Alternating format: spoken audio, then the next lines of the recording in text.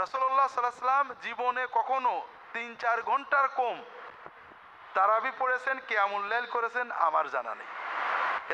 আমাদের এলাকায় খতম তারাবি হাফেজ সাহেবরা যেভাবে খুব দ্রুত তেলাওয়াত করেন, যা খুব কমই বোঝা যায় এভাবে তেলাওয়াত করলে সালাত আদায় হবে কিনা এবং খতমের নেকি পাওয়া যাবে কিনা।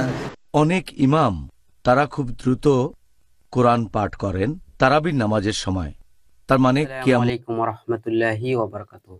সম্মানিত দর্শক শ্রোতা, তারাবির নামাজ নিয়ে খুবই গুরুত্বপূর্ণ একটি ভিডিও নিয়ে আপনাদের সামনে উপস্থিত হয়েছি।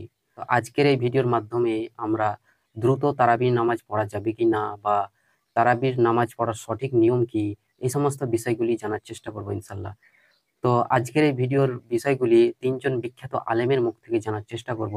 তো অবশ্যই ভিডিওটি আপনারা প্রথম থেকে শেষ পর্যন্ত দেখার চেষ্টা করবেন এবং ভিডিওটি ভালো লাগলে শেয়ার করে অন্য মানুষকে দেখার সুযোগ করে দেবেন। তো চলুন কথা না বাড়িয়ে আমরা আজকের এই ভিডিওটি শুরু করি। রাসূলুল্লাহ সাল্লাল্লাহু আলাইহি ওয়াসাল্লাম জীবনে কখনো ৩-৪ ঘন্টার কম তারাবি পড়েছেন, কিয়ামুল লাইল করেছেন আমার জানা নেই। এদের কিয়ামুল লাইল মিনিমাম 4 ঘন্টা, তারাবি মিনিমাম কত ঘন্টা? 4 ঘন্টার কমে কোনো তারাবি হয় না। এখন আমরা সুবিধাবাদ জিন্দাবাদ, যত কম পড়া যায়।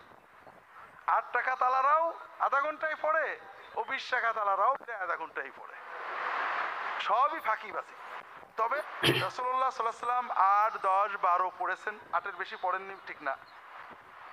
তিনি যেটা পড়েছেন সেইভাবে পড়লে 8, 10, 12-এর বেশি পড়া অসম্ভব। এক রাকাতে 1 পারা 1.5 পারা কোরআন পড়লে কয় রাকাত পড়া যায়? তো সেরই রক্ত হয়ে যায়, ঠিক না? সাহাবায়ে কেরাম 8 রাকাত পড়েছেন, 20 রাকাত পড়েছেন, সহি। তবে সকল অবস্থায় যখন 8 রাকাত পড়েছেন তখন, যখন 20 রাকাত পড়েছেন তখন ইশার পরে শুরু করতেন, সেহরির একটু আগে শেষ করতেন। আমরা ওমরের রাদিয়াল্লাহু তাআলা আনহুর 20 রাকাতের দলিল দিই মাশাআল্লাহ। ওমর রাদিয়াল্লাহু তাআলার সময় 20 রাকাত পড়া হতো, আমরা তো মাশাআল্লাহ দলিল দিই, ঠিক না? কিন্তু 20 রাকাতে ইশার পর থেকে ফজরের আগ পর্যন্ত পড়া হতো, এটা কিন্তু কেউ বলে না। তো এই জন্য ভাইরা, কিয়ামুল লাইলের মূল মাকসাদ হলো কোরআন শোনা। আমরা দুর্ভাগ্যজনকভাবে হাফেজরা এমন ভাবে পড়ায় যে কিছুই বোঝা যায় না। আপনি খতম তারাবি করবেন, আমাদের দেশে, আমাদের যশোর ঝিনাইদহ এলাকায় খতম মানে খুন করা। তা আপনাদের মনে হয় খতম তারাবি মানে তারাবিকে খুন করা, কারণ 30, 35, 40 মিনিটে 1 পারা কোরআন পড়লে কখনোই কোরআন পড়া হয় না, ঈমান নষ্ট হয়ে যায়। এই জন্য আমার অনুরোধ হলো ভাইরা, আপনারা যদি না পারেন ভাইরা সূরা তারাবি পড়েন, কিন্তু রুকু সেজদাগুলো সুন্দর করে ইতমিনানের সাথে সহি তেলাওয়াত। কোরআন তেলাওয়াত করা যেমন সওয়াব, শোনাও তেমন সওয়াব, কিন্তু শুনতে তো হবে। আমি বললাম আলহামদুলিল্লাহি রাব্বিল আলামিন, আপনি প্রত্যেকটা অক্ষর শুনলেন, ঠিক না? আলহামদুলিল্লাহ আমিন, আপনি কয়টা শুনলেন? তা আপনি শুনলেন না, তাহলে সওয়াব হবে কি করে? কাজেই হাফেজদের মূলত দোষ না ভাই, রাগ করেন না। কেন আমাদের দেশে ইমাম হাফেজদের নামাজ পড়াতে হয় কিতাবের মসলায় না, মুসল্লিদের মসলায়। ওরা তো বাধ্য। এই জন্য আপনারা যদি সম্ভব হয় আল্লাহর ওয়াস্তে কোরআনের সাথে বেয়াদবি করেন না। আমরা অনেক সময় দেখেছি তারাবিতে যদি 10 মিনিট সময় লাগে মুসল্লিরা বিরক্ত হয়ে যায়, কিন্তু তারাবি শেষ করে রাস্তার উপর দাঁড়িয়ে একটা জটলা বেঁধেছে, আধা ঘন্টা দাঁড়িয়ে থাকে, কষ্ট হয় না? খুব কষ্টের কথা ভাইরা। কত যুবক সারা রাত দাঁড়িয়ে মশার কামড় খেয়ে গান শোনে, টিকিট পায়নি, দাঁড়িয়ে গান শোনে। কার কার শোনে যুবকেরা জানে। সারা রাত 8 ঘন্টা গান শুনতে পারে আর দাঁড়িয়ে কোরআন শুনতে পারে না? যুবকেরা পারে। আমি বলি সৌদি আরবে অধিকাংশ মসজিদে তারাবি হয় 8 টাকা, কোন কোন মসজিদে হয় 20 টাকা। তবে সৌদি আরব লোকেরা আলহামদুলিল্লাহ একটু বোকা, ঝগড়া বোঝে না। কেউ রফাদাইন করে, কেউ করে না, কেউ আমিন বলে, কেউ বলে না, কেউ হাত ঝুলিয়ে দেয়। কিন্তু মুশকিল হলো ওরা আমাদের মতো ইমানদার না, ঝগড়া করে না।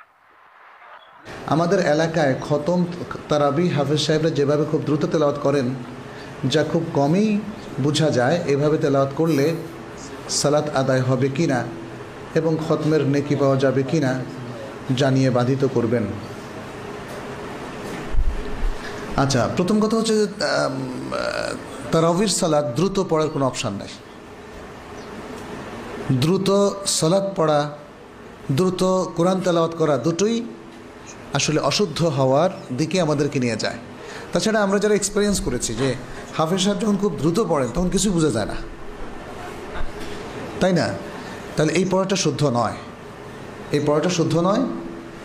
আর যদি তিনি সালাতের রুকু সেজদাগুলো খুব দ্রুত করেন যে মানুষ ঠিকমতো তসবিহ পাঠ করছে না, তাহলে সেটা আরও ভয়াবহ। এবং এই ধরনের ইমামদেরকে নসিহাত করা উচিত, তাদেরকে নিষেধ করা উচিত এটা করতে। যদি তারা মানে নামাজটা সুন্দর মতো না পড়ে, কোরআনটা সুন্দর মতো তেলাওয়াত না করে, তাহলে তাদের অ্যাভয়েড করা উচিত। অনেক ইমাম তারা খুব দ্রুত কোরআন পাঠ করেন তারাবির নামাজের সময়, তার মানে কিয়ামুল লাইল। এছাড়াও তারা খুব দ্রুত রুকু আর সিজদা করে, এতে করে জামাতে থাকা অনেকের জন্য নামাজ পড়াটা খুব কঠিন হয়ে যায়। এভাবে নামাজ পড়ার কোনো অনুমতি কি আছে? ব্যাপারটা খুব কমন, অনেক মসজিদে দেখা যায়। কারণ তারা রমজানে তারাবির নামাজে পুরো কোরআন শরীফ খতম দিতে চায়, আর তারা তাড়াতাড়ি করে নামাজ শেষ করতে চায়, সেজন্য খুব তাড়াতাড়ি করে নামাজ পড়ে। আর অনেক সময় দেখবেন যে তারা রুকু আর সিজদায় খুব অল্প সময় ধরে থাকে। একবার আমি এরকম একটা মসজিদে গিয়েছিলাম, সেখানে নামাজের মধ্যে ইমাম যখন সিজদায় গেলেন, আমিও সিজদায় গেলাম, তিনি একবার উঠে আরেকবার সিজদা দিলেন। আমার প্রথম সিজদা শেষ আর ইমামের দ্বিতীয় সিজদা তখন। আল্লাহু আকবার।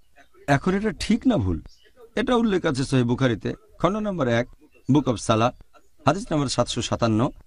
একবার আমাদের নবী মসজিদের ভেতরে গেলেন, আরেক লোক নবীকে অনুসরণ করলো। তারপর নামাজ পড়া শেষ হলে সেই লোক নবীকে সালাম দিল, আসসালামু আলাইকুম। নবী তাকে উত্তর দিয়ে তারপর বললেন, তুমি আবার নামাজ পড়ো, কারণ তুমি নামাজ পড়োনি। সেই লোক আবার নামাজ পড়ে নবীর কাছে ফিরে আসলো। নবী তখন বললেন, তুমি আবার নামাজ পড়ো, তুমি নামাজ পড়োনি। সেই লোক তৃতীয়বারের মতো নামাজ আদায় করলো, তারপর নবীর কাছে আসলো। নবী আবারও বললেন, যাও নামাজ পড়ো, কারণ তুমি নামাজ পড়োনি, তৃতীয়বার। তখন সেই লোক বলল, এর চেয়ে ভালো করে আমি নামাজ পড়তে পারবো না, হে রাসূল, আমাকে শেখান কিভাবে পড়বো। তখন নবী তাকে বললেন যে তুমি তাকবীর দেওয়ার পরে দাঁড়ানো অবস্থায় বিভিন্ন সূরা পড়বে পবিত্র কোরআন থেকে, যেগুলো অন্তর থেকে জানো, কোরআনের যে সূরাগুলো তুমি জানো সেগুলো পড়বে। তারপর তুমি রুকু করবে এবং রুকুতে গিয়ে প্রথমে তুমি সুস্থির হবে, তারপর বলবে সকল প্রশংসা আল্লাহর সুবহান রাব্বিয়াল আযীম, যতক্ষণ না সোজা দাঁড়িয়ে সুস্থির হও। তারপর তুমি সিজদায় যাবে শান্তভাবে, যতক্ষণ না সুস্থির হও। তারপর বলবে সুবহান রাব্বিয়াল আলা, সকল প্রশংসা আল্লাহর যিনি সবার উপরে, 3 বার। তারপর তুমি উঠে বসবে যতক্ষণ না সুস্থির হও, আর এভাবে নামাজ পড়ে যাও। তার মানে এই পজিশনগুলো, রুকু, তারপর সিজদা, তারপর রুকু থেকে যখন উঠবেন আর 2 সিজদার মাঝখানে আপনি থাকবেন সুস্থির হয়ে। তাড়াতাড়ি করে ওঠা বসা করতে পারবেন না। যদি এমন করেন, ধরে নেওয়া হবে আপনার নামাজ কবুল হয়নি, যেন আপনি নামাজই পড়েননি। তাহলে যদি তাড়াতাড়ি করে তারাবির নামাজ পড়েন, রুকু সিজদা বা খুব তাড়াতাড়ি, ধরে নেওয়া হবে আপনি নামাজ পড়েননি। তবে সবচেয়ে ভালো যদি ধীরে ধীরে পড়েন, শান্তভাবে। যদি মনে করেন 20 রাকাত পড়তে আপনি পারবেন না, তাহলে 8 রাকাত পড়েন, তবে সেটা শান্তভাবে, সুস্থির হয়ে আর ধীরে ধীরে পড়বেন। সবচেয়ে ভালো সুস্থির হয়ে ধীরে ধীরে আর লম্বা সময় ধরে। তারাবি হবে লম্বা সময়ের। অন্য মসজিদের সাথে প্রতিযোগিতা করবেন না, যেটা প্রায় দেখা যায়। অনেক মসজিদ এমন প্রতিযোগিতা করে যে কার আগে কে তারাবি শেষ করতে। তো প্রিয় দর্শক শ্রোতা, আজকের এই ভিডিওর মাধ্যমে আমরা অনেক কিছু জানতে ও শিখতে পারলাম। তো ভিডিওটি ভালো লাগলে অবশ্যই ভিডিওটি শেয়ার করে অন্য মানুষকে দেখার সুযোগ করে দেবেন। তো আবারও দেখা হচ্ছে পরের ভিডিওতে। আসসালামু আলাইকুম ওয়া রাহমাতুল্লাহি ওয়া বারাকাতুহু।